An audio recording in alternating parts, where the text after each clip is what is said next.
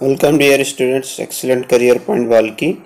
आज हम देखेंगे एनसीईआरटी और CBSE maths class 8 chapter 2 linear equation in one variable exercise 2.2 question number 10। देखिए स्टूडेंट, क्वेश्चन नंबर 10 क्या कहता है। The number of boys and girls in a class are in the ratio 7:5। The number of boys is 8 more than the number of girls. What is the total class strength. चलिए students बता कर देखेंगे। Students चलिए इसका solution देखेंगे। जैसे कि आपको बताया है क्वेश्चन में कि लड़के और लड़कियों की तादाद, उनका जो रेशो है 7:5 है। ठीक है, अकॉर्डिंग टू क्वेश्चन देखिए 7:5 को हम इस तरह से लिखते हैं 7/5।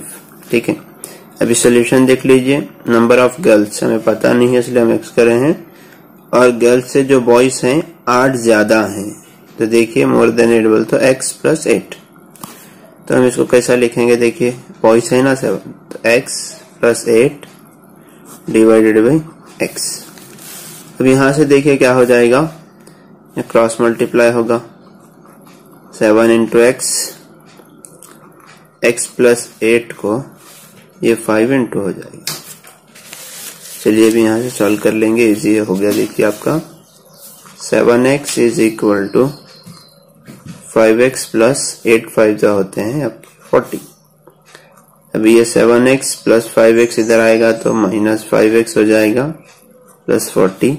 7x - 5x हो जाएगा आपका 2x 40, और यहां से आपका x हो जाएगा 40/2। तो स्टूडेंट देखिए यहां से आपका x की वैल्यू 20 आ जाएगी। देखिए देयरफॉर लिहाजा hence number of girls भी हो गया आपके पास 20। ठीक है, अब बॉयज देखिए। Number of boys